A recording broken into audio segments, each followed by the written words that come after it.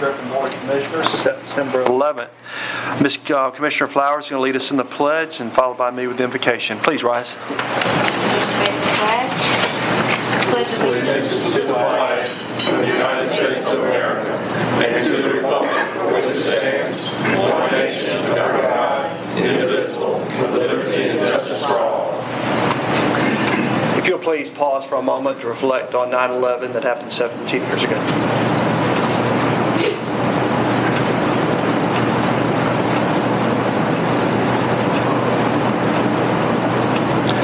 Father, we're here today to ask for your blessings and guidance in the performance of our duties as elected officials. We pray for strength, love, knowledge, and understanding. Help us to recognize and solve the problems that are presented. Make our solutions fair and just to the best interest of everyone. Help us to overcome our shortcomings and keep us united as a team to work for the betterment of the city and its people. We pray in your name. Amen. Thank you. We have the agenda that's presented. Do we have a motion to approve the agenda as presented? I make a motion to approve the agenda as presented. Ms. Ward made a motion. Do we have a second? Second. Mr. Tinsley with a second. All in favor, please signal by raising your hand. 6-0. First item tonight is to recognize, under presentations and delegations, is to recognize Colby Wilson, Assistant Superintendent with the Street Department, as the August 2018 Strongest Link Award. Dr. Brant Keller will address. Good evening, Dr. Keller. Good evening. How are y'all this evening? Great, thank you. Well, this is a good opportunity to recognize one of our, I think, is a great employee. He exemplifies everything that a good city employee is. He never smiles, which is unreal. He always smiles. I mean, you can tell him. And to give you a little bit of history on Colby, he started as a laborer 10 years ago. He moved up in the street part, in the water department as equipment operator 3. He became a crew leader. Later on, he became a construction maintenance supervisor. He transferred over to public works as a street supervisor, and he's been promoted to assistant street superintendent for the street department. Colby's the kind of person, he's on call, not a problem, smiles about it, takes care of his business. Daddy used to work for us. He's our street superintendent for a long period of time. Colby is, he's a good friend. Me and him been through a whole lot over 10 years period of time. He's worked overtime on Saturdays and Sunday. When I'm here, he's got a crew out there. I can't get out of the parking deck cutting trees. He's the kind of person that, you know, I really respect, and I'm glad I've had an opportunity to work with him. And he's your strongest link for last month.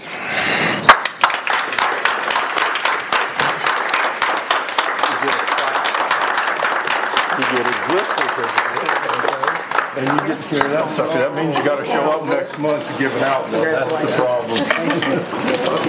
Unfortunately, Turn to your right. Trees in the parking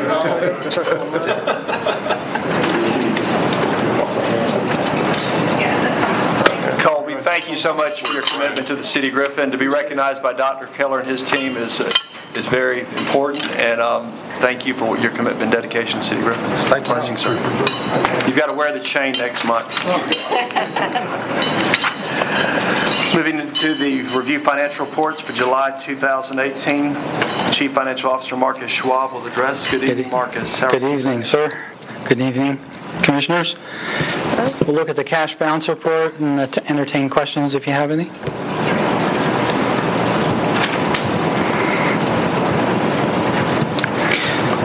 We'll look at, I'm sorry? Looks good. We'll look at the local option sales tax. You can see we're for the first month, so we can see our performance for last fiscal year, and we have the July collections. That's $314,000 this year, yes, compared to last year, $227,000. So that's a yes, sir. Big increase.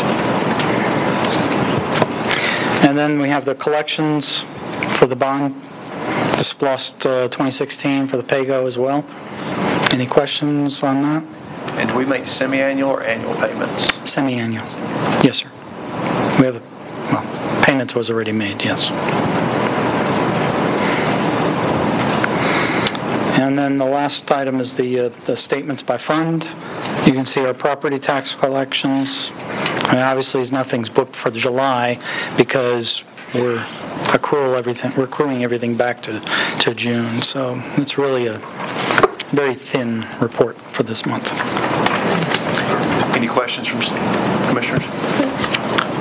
Thank you for your service, Okay. sir. Have a Thank you. blessed day. Thank you, Marcus. Moving to citizens' comment. At this time, the chairperson opens the floor to comments from the audience.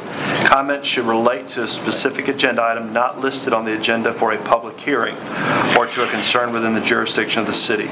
Commission meetings serve the purpose of conducting city business and are not a forum for the unlimited expression of opinion. The chairperson reserves the right to limit comments to matters germane to city business and may refer speakers to the city manager or other staff for resolution.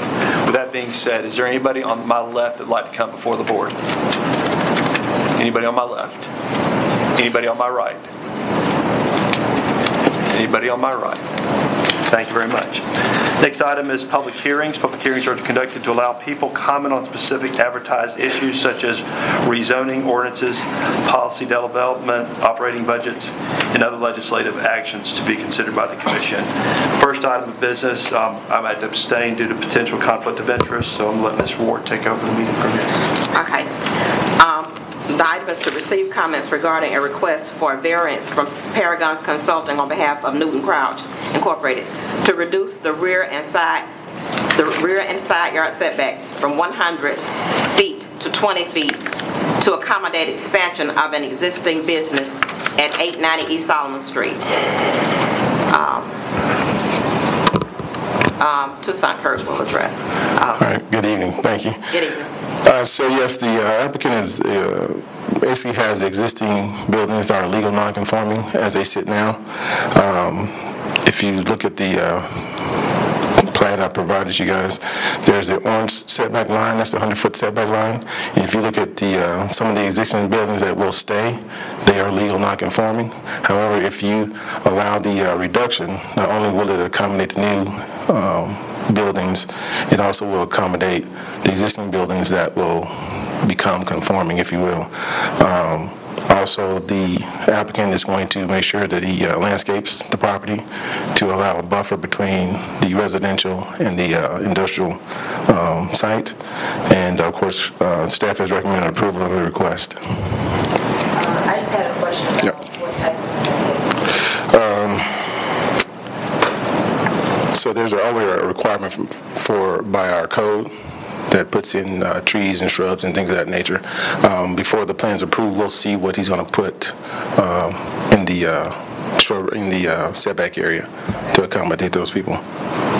Tucson, was there any concern from any of the other business owners in that area? We haven't heard any concern, no, sir. In the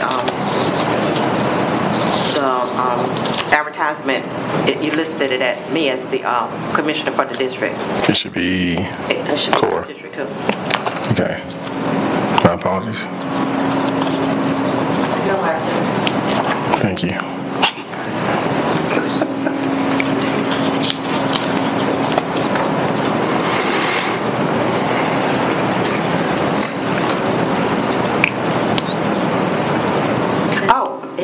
Is there anyone that would like to speak for or against this item on the agenda?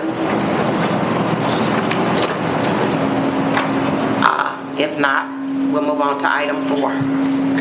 Thank you, Mr. Kirk.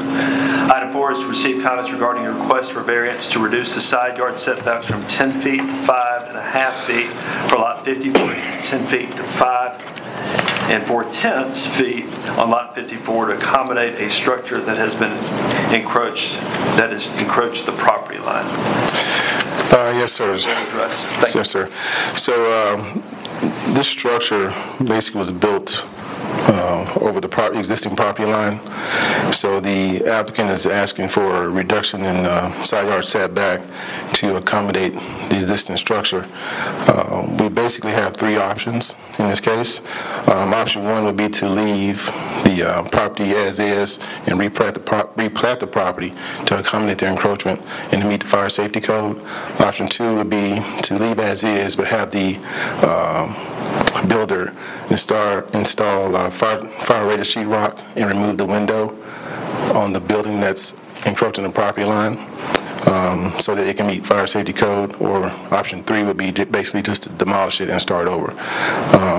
Staff has recommended to approve the request for the reduction in the setback and replat, and to have it recorded, the plat recorded before the CO is issued. So option 1. Correct. Any questions from the commission? This is a public hearing. At this time, is there anybody on my left that'd like to come before the board? Please come forward.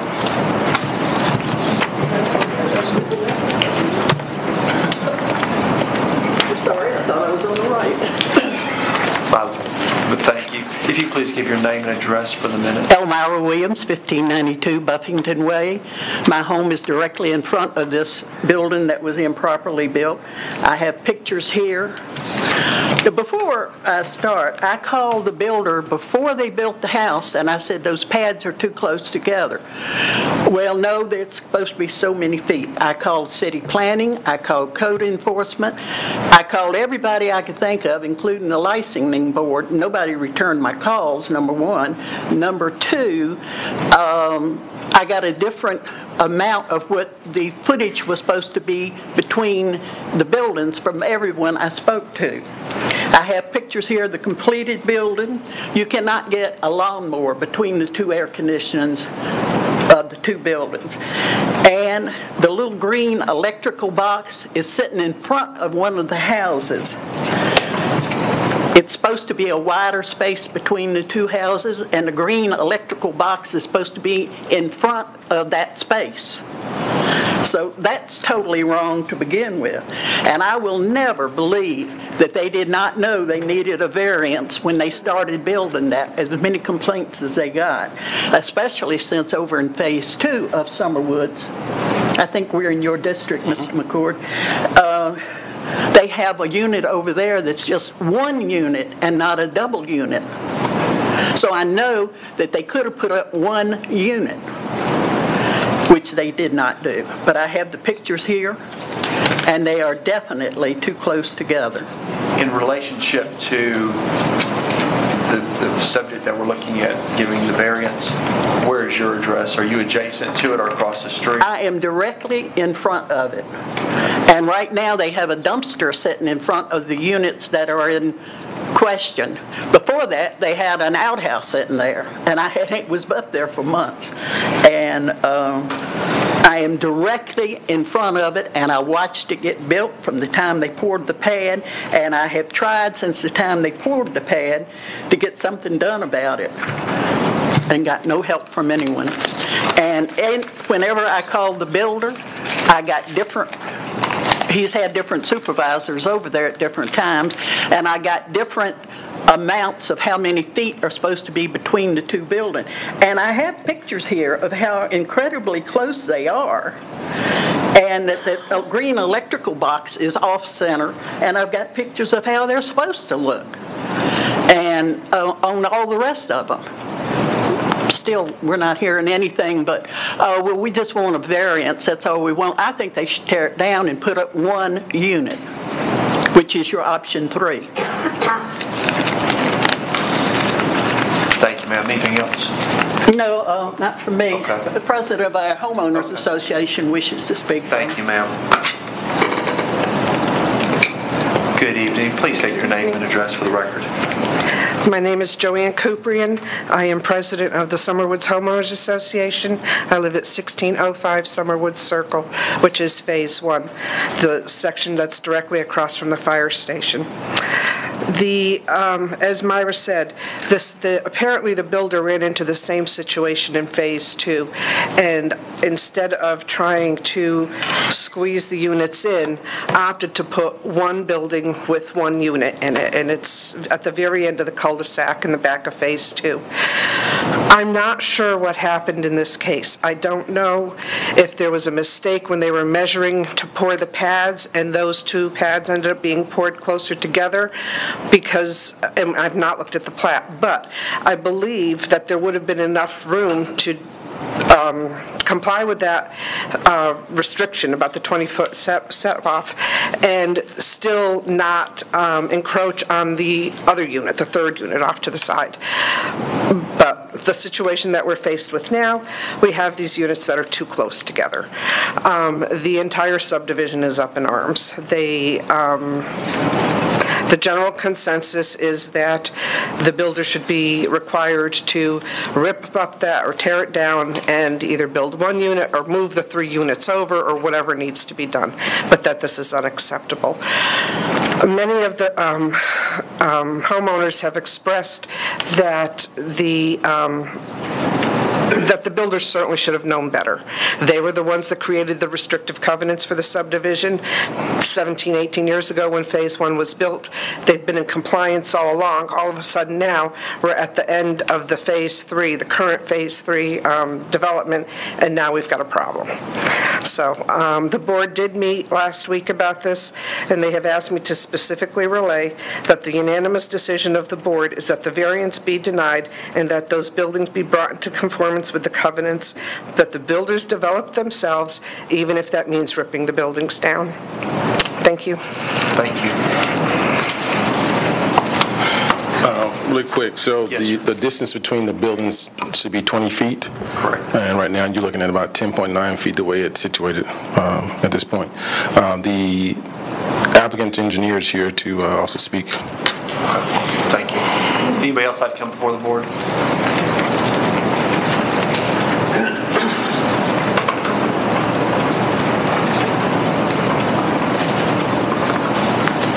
Good evening. Hi, my name's Edna Morton, and I live at 1576 Buffington Way. And I've seen these buildings being put up, and it's obvious that the buildings are too close together. We did have a fire over there about 2 years ago, just down the street from me, and both 2 buildings being 20 feet apart, it burned the sides of both buildings. And if they're 10 feet apart, that's a fire hazard. And I live there. And I would like to see these buildings torn down and moved over to the proper place that they are. And I myself call the City Planning Commission. When I noticed this, and I was told that the inspector did not, was good and he didn't make mistakes, but everybody makes mistakes. Even the builders in this case obviously have made a mistake.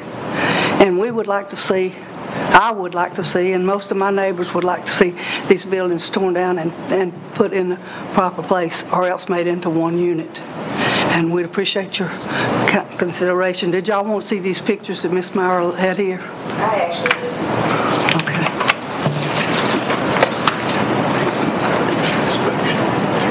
Mr. Kirk, on the site, on the report that you gave us, this is the corner lot? Correct. Okay. And so the side closest to the street would be, I guess, the north side of that? Mm-hmm. There's not an issue there. Where the question is the adjoining lot? Correct. So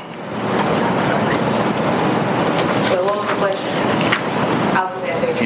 You've got the corner lot, so the north side's not the problem, it's the south side of the lot. Okay.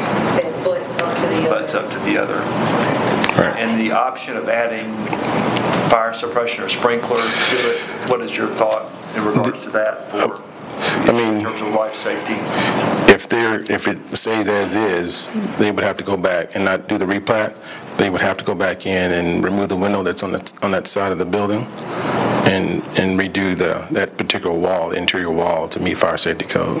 Just on the one house? On the one house, yes. And both units are vacant right now? Yes. In the adjacent building on the south, is it occupied or vacant or not built? I'm not sure. I think it's vacant. Anybody else like to come before the board?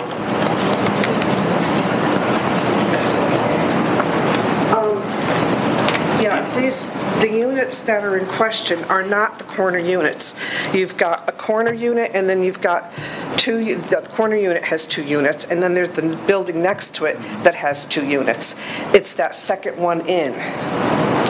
That's where the too close is.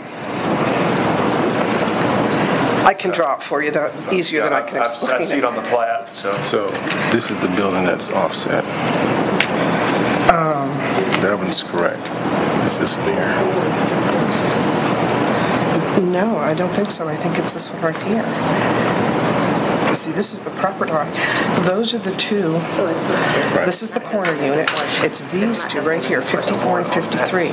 Right, that's what you're showing there. Right, yeah, I'm talking about. Oh, I see. I see what you're saying. Okay, yes. Yeah. Okay. And I 54 is too close to 50. And 53, 54, 53, 54, 55. Right, 52, Right here is the problem. 50. Right here, right here. 4 is too close to 50. 54 is too close to 53. It's this one right here. Yes. Torn down. Yeah, that's it. Okay, we're all on the same page, yeah. Okay. So the second picture in the packet that you've got for us shows plenty of spacing. Are Yeah. either of those two units even in question? Are that So, an example, or is that? This is an example. So one shows the original 20 feet, and the other picture shows just the 10 That feet. one is, that picture has nothing to do in terms of the question. No, I just wanted to see what it would look That's like. the way it's supposed to Yeah. look.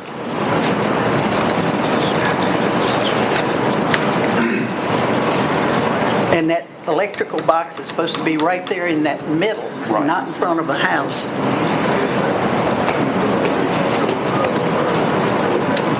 The box is supposed to be in the middle. Yes, between the two buildings. If it had the original 20 feet, yes, that's where it would be. Tucson, you said the engineer for the builders here? Yes. Yep. Waiting for him.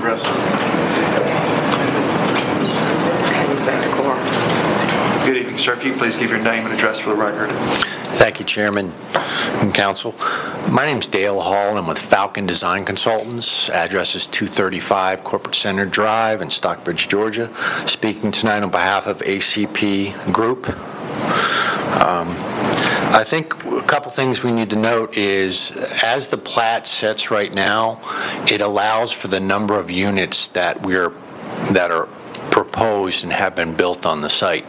The issue is that there was an error, and we acknowledge that, in placement of those buildings, and they're placed closer than is required by current code here in Griffin. However, the actual way that this can be resolved is that, according to the staff report, and we agree in reading the staff report, that if this was approved, we would do a plat which would revise the lot lines. So you'd still have the same number of units, the lot lines would change, and the buildings have been built to meet all International Fire Code and International Building Code. So those issues have been addressed in the construction of the building. So what we're asking for this evening is just clearly adjustment of the lot lines. You'd still have the same number of units, but again, the adjustment and placement of those buildings were placed in error. So we're asking for acceptance of that and resolution by replatting and having that submitted to the city. I'd be more than happy to answer any questions you may have. Any questions from the board? Thank you. My question is, what provisions in place to prevent this on, because aren't there other corner lots that are undeveloped based on this picture? I believe there are some, but it wasn't necessarily the placement in the corner lot. It was the placement of the buildings addressed to in their relationship to each other. So there was an error in that. So in the future, what would be done is we would actually have that checked by the city prior to final formatting of the actual footings and whatnot. And I believe that there's some provisions being presented this evening that will resolve this for future matters.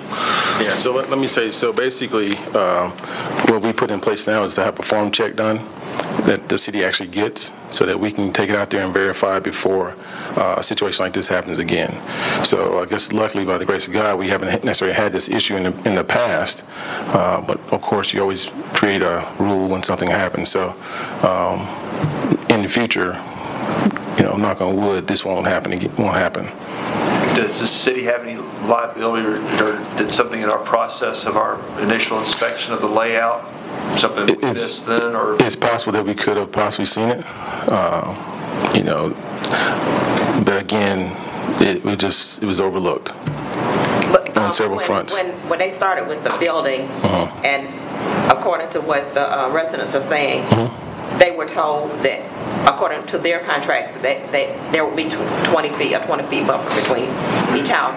once y'all started to build the house, y'all didn't realize that that wasn't there? The 20 feet wasn't there? Well, what I know is that once the house was framed, insulated, I mean, it was pretty much on the downside, that's when it was caught. So, you know, I guess what aesthetically looking at it, it does look off, but now that the fence is up all the way around, it doesn't look the same because you can't see the building behind. However, it's just one of those things that just you get caught in the middle instead of the beginning. How do they rectify it with homeowners? That's a great question. The builder themselves would have to. That's something the builder would have to deal with the homeowner on, and whoever purchased the property. So there's no consideration for the current homeowners out there from the builder. I mean, this is a 10-foot setback, and you're asking for a 5-foot setback. It's supposed to be 20 foot. It'll overall be 10. The overall will be 10, but yes, normally it's a 20-foot. To me, it sounds like one of the situations where it's better to ask for forgiveness than to ask for permission. Well, like the Falcon said, basically, where the superintendent was, they just built it in the wrong location. So, okay, there it is. So, but you weren't the first one, right? No. Okay. So, I mean, it was offset by 10 feet. So, yeah, I can't really speak for. I mean, he's here to answer any questions, I guess. When they brought it back to you all, it was already the building was already up. The building was up, yes. Okay. Yep. Any other comments? May I say something else? Yes, ma'am. When I called the City Planning Commission, they sent some inspectors out the next morning, and the people were working on the building at the far end of that street. And after those inspectors left, those men immediately left that building and came down and started finishing the building that was in question. And to me, that's like they were trying to get away with something. And I just, you know, I don't appreciate it. Because I do live in that community, and I am concerned about the fire hazard and other things too. Thank you. Gentlemen, do you have anything else you'd like to add before? Again, I want to make sure that everyone understands that the same number of units are there. We do acknowledge there was an error in the placement of that, but as the buildings are built and the placement of them do meet all international fire codes and all building codes, so the buildings, yes, we acknowledge, should have been spaced further apart. Instead of being built like this, they were built like this. So again, we apologize for the error, and that's why we're here tonight for the variance. I do have a question. At what point did either you as the engineer or the superintendent realize that it was incorrect? Well, the superintendent's here. Just introduce you. Name and address, please, for the record. Hi, my name is Sean Word. I live here in Griffin at 106 Beechwood Court in Griffin over in Hillendale. I took over as superintendent in Summer Woods this phase back in May the 21st to be exact. There's a very stringent process that we do when we build a house. We build houses, especially in subdivisions. And one thing that we have to do is as soon as we get form boards up on the house, before the slab plumbing, any of that, we have to do what's called a box check.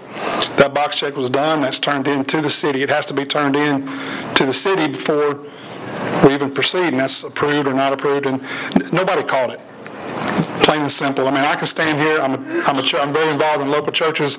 Nothing was done facetiously. I mean, Rodney McCord knows where I go to church. He's in that district. It wasn't done facetiously. It was a mistake. It was just missed. And I apologize for it, but I can't. I mean, we didn't know that. We didn't even notice it that it was missed until Brett. When was it? I mean, I'm trying to. It was later. I'm getting inspections, and we realized that we were over. You know, it's supposed to be 20 foot. And it's overall 10, almost 11 feet. And so the question became, well, how are we fire-wise? Because we're still over 5 foot from each. The property line is still over 5 feet on each side. So it meets all of the codes as far as fire codes and those things. And the house is built 100% correctly. I stand on that. Yeah. So you're saying that once y'all got them up, you realized that they were closer than they should have been? Yeah, probably. You sent it to the city. The minute we found out, that's when we contacted Falcon. That was, what, a month ago? About a month ago. Yeah. You sent, what was it you sent to the city and they didn't catch it? Did anybody make a notation to the city that it was less than what it should have been? At that point, yes. I'm sure that's what we did, yeah. When we submitted, or when I wasn't involved in that process, that came from the owners of the company. They talked with Falcon. You have the dates. Yeah, I'm looking for the information I have. This was applied on 8/13 was when this was applied for variance application.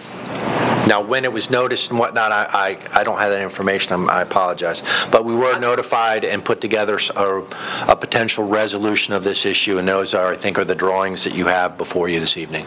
Okay, I'm back to basically what you said. Yes, ma'am. You said at some point y'all sent something to the city and they didn't catch it. But what was it that you sent to the city?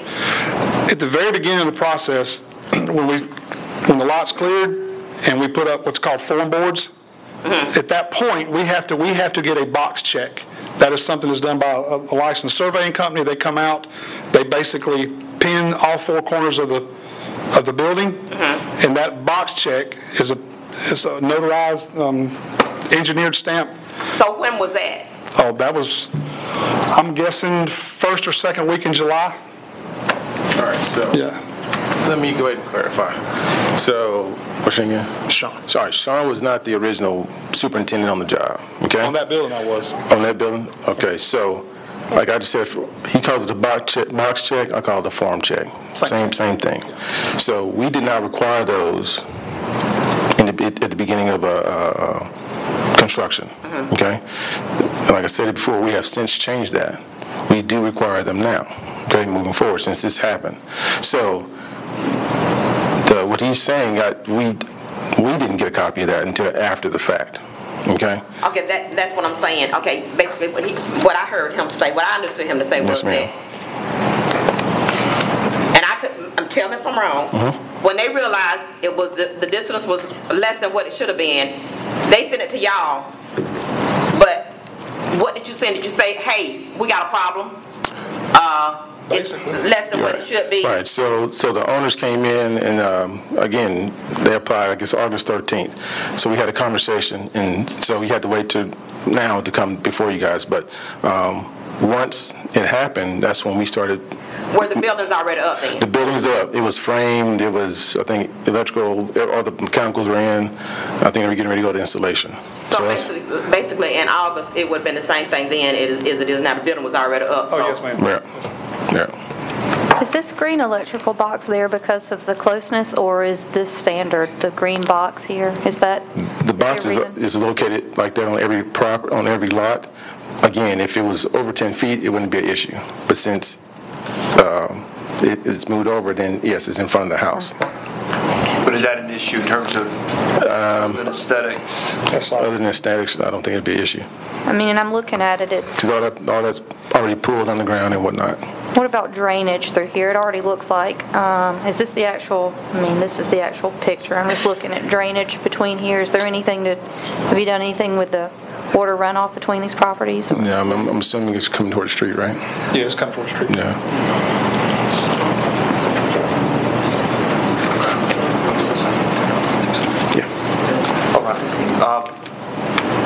Ma'am, do you have another comment?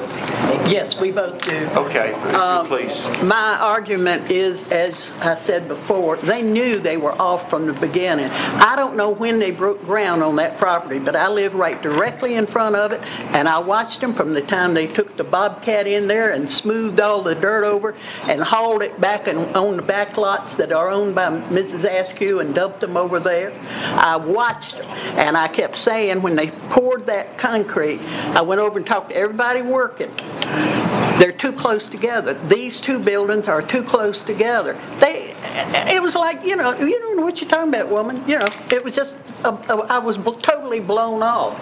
And the building should be torn down and one unit put up instead of two. One of the things that I picked up on, and if I'm wrong, I need to be corrected, but when they said that the corners were pinned, does that mean when the concrete was poured, or are we talking about when the forms were laid for the concrete to be poured? I need an answer to that, please. Before it's poured. I'm sorry? Before it's poured. So when the corners were pinned, you knew at that point... No. You just said that. It's somewhere back in the record. I know that. That it was, that's when you became aware that it wasn't right. My issue is, don't tell me that you got the whole building built and then realized it was too close. I'm telling you that's what happened. I can't believe that. But that's what the whole HOA is all up in arms about. It's like, feel like a fast one has been pulled, quite frankly. Are there any other questions or comments from the audience? Anybody else have anything right now? I would like to know if there's any consideration to the homeowners. You're asking for a variance from city council. Is there any consideration for the homeowners? Are you doing anything for them, the people who are out there, being affected? Again, I'm not necessarily sure how the individuals in the subdivision are affected by two buildings that they're not necessarily living in, their relationship to each other. They're closer than they should be, yes, but it meets all standards for International Fire Code and Building Code, so the individuals that it affects more than anyone are the individuals that would be living in those units. All the health, safety, and welfare issues are addressed for the individuals that will be living in those units. So that's the main concern of these. How they're constructed, they meet code, except for the distance between the buildings does not meet the requirements of the city for that setback. So I'm not sure what could be done to address the concerns of the individuals in the community when the main concern would be the individuals that are living in those units. And those units meet the health, safety, and welfare of the International Fire Code and the International Building Code. When the residents, these other residents bought these homes, the neighborhood association covenant was already set up. Mm-hmm. Okay. At that time, their understanding as part of the covenant was that there would be 20 feet between each unit. And for them, it has to do with safety, fire, and all of that. Mm-hmm. So what I hear you saying is you don't understand how it will affect them. They bought the units thinking that they would be safe. So that kind of bothered me, the fact that you said. Well, the units will be safe, and they will continue to be safe. So it was also mentioned earlier that an individual said that errors happened. This was an error, and that's why there's a variance process to ask for this variance to allow these buildings to be maintained at this 10-foot setback instead of 20-foot setback. Again, two units were to be built this distance, and they're built this distance. When the development started in the beginning to set the setback for 20 feet, what was the reason behind that in the first place? I mean, I know you said that they're up to standard safety and code and so forth, but I mean, why 20 in the beginning? Was that something that was set? I would have to defer that to the development director. That was the requirements of the code. Yeah, we need to stick with what's approved, and I don't want to open Pandora's box. I'm really concerned when we develop something in town that I want it to be strict by the rules, and I understand errors are made, but it's I want to make a decision based on development in the city overall, and it's opening Pandora's box when you ask for variances to be overlooked. Question on, so hypothetically, if we deny this variance, you've got two duplexes basically per lot, or do you have 4 lots that would be affected? Those are individual lots. Individual lots, but you've got kind of like townhomes, two units per building. Two per building. 2 per building. So to tear down, start over, you're basically removing 4 units, and would you have room to go back and rebuild 4 units based on the footage of the... Well, you wouldn't have to tear down but one building. One building's fine. You would tear down lot 54 and 55, which 55 is not on the agenda, but that is part of it. 54 and 55 are in the same building. Does that make sense? So that's on the corner lot? That's the corner lot. So it's a corner lot. So basically you would just tear that unit down and just slide it over. Slide it over. You still have 2 units. Right, okay. You still build 2 units back. You're just affecting one building. And then In terms of the liability, in terms of the building, I guess I assume that errors of omission would come back to the engineer or the firm that laid them out, or does that we wouldn't comment on liability and issues of any of that sort. And Drew, do we have any liability on the city side in regards to our department? Not. I don't think you do. Any other questions? Any questions? Again, this is a public hearing. Is there any final comments? Yes, ma'am. We're all going to be best friends before this is done, but the issue with the restrictive covenants, and although I've been a paralegal for 45 years, I am not an attorney, and I'm not trying to establish any kind of law or make any points that way, but restrictive covenants run with the land. In this situation, the builder was the one who implemented the covenants to begin with 18 years ago. I understand it was a mistake, but you know, my dad was a contractor, and I grew up watching him do this, and there were mistakes that were made in his construction where he had to tear things down to make things right, or buy additional land because a well ended up on somebody else's property or whatever. The fact of the matter is, we all understand that mistakes get made, but we, the homeowners, shouldn't be penalized for something that was outside of their control. And that's what I keep hearing. We had no hand in this. How can we be penalized? And it goes to the aesthetics of the community. That's what the thing, as well as the safety and all the rest of that stuff. So that's it. Joanne, understand now, this board can only enforce their zoning regulations. I understand. Not the covenants. There was a private relationship there between those of you who bought homes in the subdivision and the... I know. I understand exactly what you're saying, Drew, but gosh, I just don't want to end up in a lawsuit, and I'm afraid that's what's going to happen. So, thank you. Again, is there any other comment before we close out the public hearing? Thank you, gentlemen, ladies. Mr. Kirk. Moving into the consent agenda, we need to remove item, or not remove, but to separate item 5 and take that, and then we can take items 6 through 14 at the pleasure of the board. So first item on the consent agenda is consider minutes to the August 28, 2018 regular meeting of the City of Griffin Board of Commissioners. Do we have a motion to approve? Motion approved. Ms. Ward with a motion. Do we have a second? Second. Mr. McCord with a second. Any comments or questions? All in favor, signal by raising your hand. 5-0-1, Ms. Flowers abstaining. Would the board like to make a motion to take items 6 through 14 in one vote? Motion to approve 6 through 14. Ms. Ward made a motion. Do we have a second? Second. Mr. Tinsley with a second. Any discussion? All in favor, signal by raising your hand. 6-0. Item 15, turning that over to Ms. Ward. Okay. Number 15.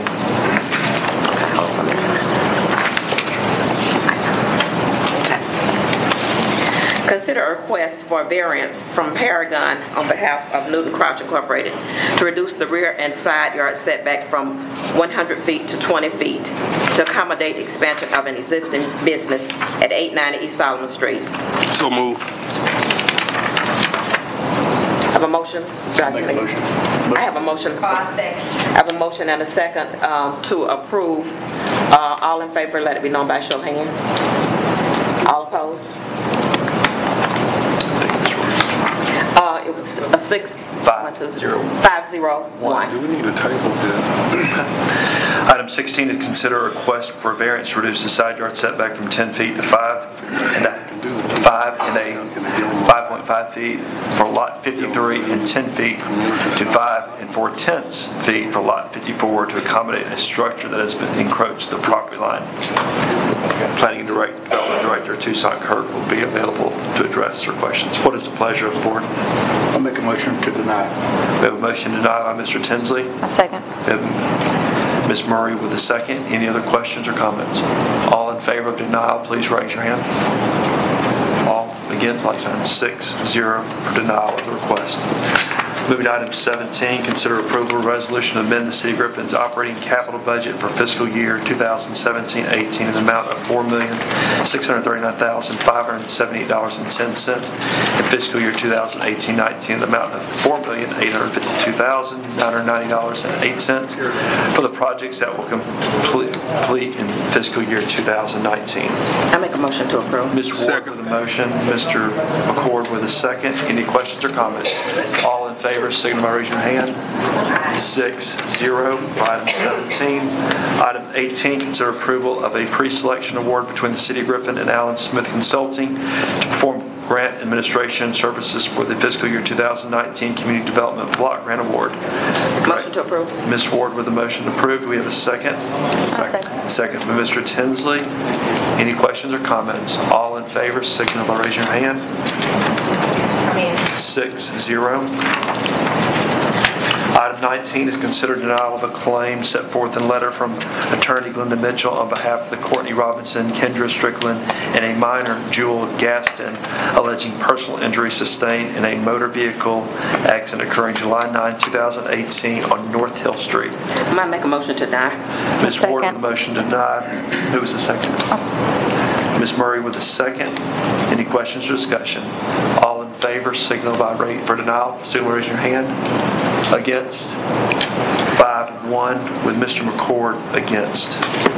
Item 20, consider denial of a claim for personal injury to Lyra Kidd as set forth in the annual item notice from John Foy and Associates received August 21, 2018 and reject offer and compromise in the amount of $1 million. Make a motion to deny. Ms. Ward with a motion to deny. Do we have a second? I'll second. Ms. Murray with a second. Any questions or comments? All in favor of the denial, please raise your hand. Against, like sign. 5-1. I think I said that wrong earlier. 5-1 with Mr. McCord. 5-0-1. No, he put it 5-1. 5-1. Right. 5-1. Moving to item 21, consider approval for training and travel for Chairman Holberg and Commissioner Reeve Ward for the GMA board meeting in Athens and the GITS retreat also in Athens, respectively. Make a motion to approve. Mr. McCord with a motion to approve. Do we have a second? Ms. Flowers with a second. All in favor, signal by raise your hand. 6-0. Thank you very much. Moving into City Manager's report. You've been quiet tonight, sir. Yes, sir. Listening. Today is Patriots Day. Yes, sir. It's hard to believe that was 17 years ago. We lost almost 3,000 people on that day, and it seems like as the years go by, sometimes we lose the focus of what happened 17 years ago. This past year, I had an opportunity to visit the memorial, and it's quite sobering if you haven't had a chance to do that. So it kind of all brought it back. About 400 of those people out of the 2,977 were policemen or firemen. So I think it's important that we don't lose sight of what happened on that day and remember it every year. Ms. Murray, Springer Drive is open. Yes, sir. I know. Okay. The new culvert construction is complete, and thank you, Dr. Keller. Springer Drive is back open. We're having a comp plan public hearing Thursday at 6 p.m. right before Citizens Government Academy. We had a great CGA class this past Thursday, introductions, almost 30 people there. So we would invite you to stop by on a Thursday night that you're not busy and visit with us. But just before CGA this week, we will have a brief public hearing on the comp plan that we are finishing up. And we're working with Spalding County EMA just in case we have evacuation procedures from our friends at North Carolina, South Carolina, Virginia. Some parts of the state are already seeing evacuees come into Georgia. I doubt that they will get to this part of Georgia, the central part of Georgia, but you don't ever know. We've had that issue before, so we are preparing for that. And that's all I have, Mr. Chairman. Mr. Whalen? I have nothing. Mr. McCord? Echoing what he said about 9/11, and also pray for those people who are in the path of this oncoming storm. Ms. Murray? I'll echo that, and thank you, Dr. Keller, for Springer Drive. That has been a great project, and we are all excited about it. I think it looks wonderful, and I hope that all residents will appreciate in time. I know we hit some bumps and sores, but I think everybody will appreciate. And this time 17 years ago, I heard of 9/11 in the old City Hall, and most of those employees are retirees now, but I was just a young kid. But I remember some of the employees running down the hall, and they kind of knew what was going on about the terrorists and things, and we did not know at the time, but our lives would be forever changed, and may we never take our security and freedom for granted. And again, thank you for everything you both do, and Dr. Keller and the department heads. Tommy, thanks. Ms. Flowers. No comment. Mr. Tinsley. I too was a child on 9/11.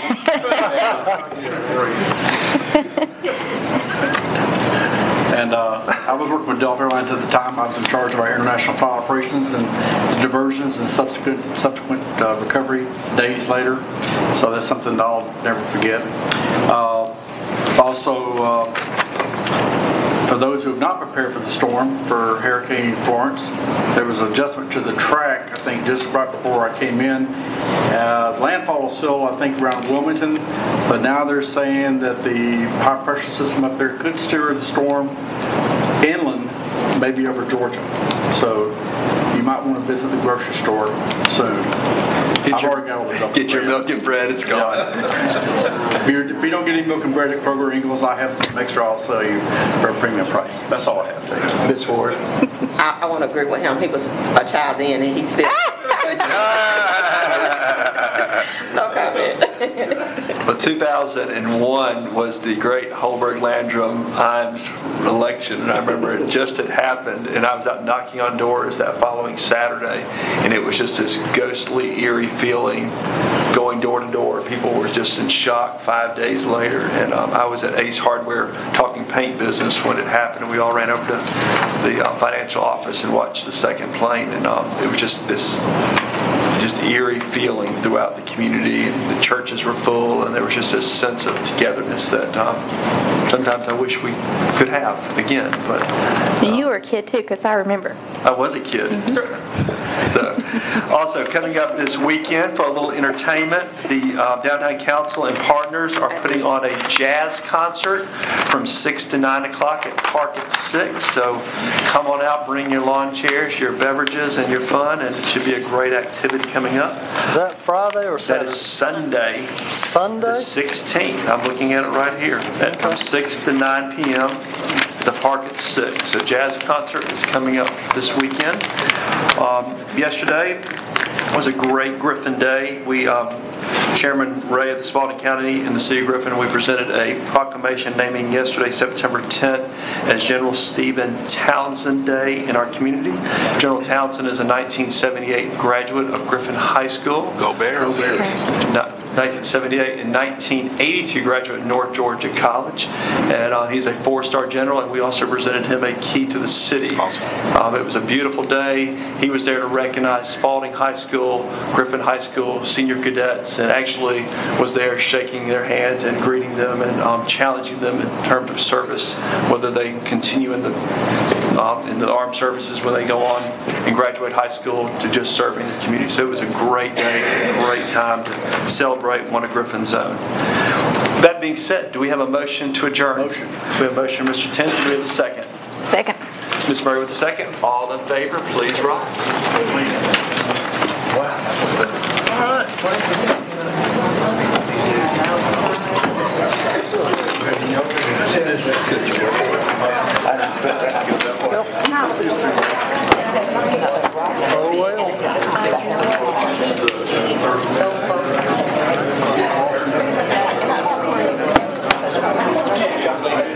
You don't, being in the building business, you noticed 10 kids. Oh my God. I was in a meeting with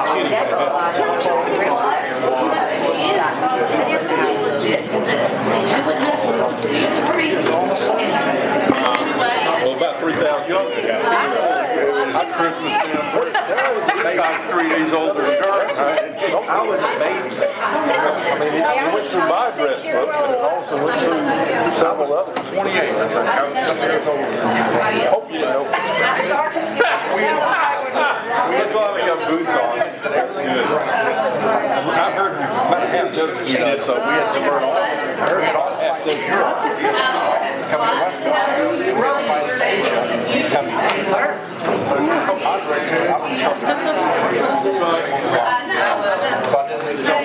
where they went to Thank you.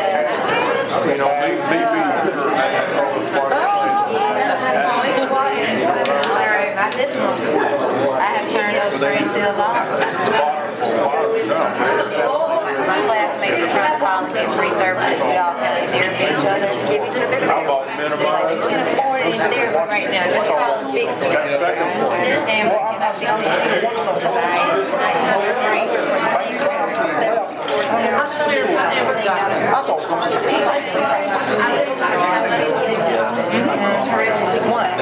One of my teachers told me she had college and she charged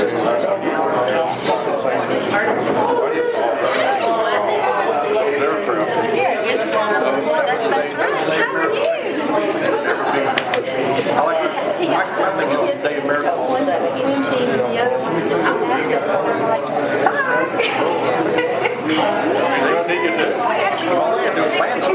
Our subway, our firehouse. I had airplanes at St. John's, Newfoundland. I had airplanes in Colbert. I had airplanes Stevensville in Kansas. I had airplanes in Breckwood. I had airplanes just taking off on me. I told them to go back to their point of origin. You know, it's interesting.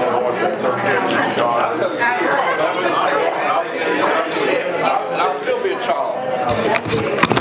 I know. Did you? In my dreams, I know.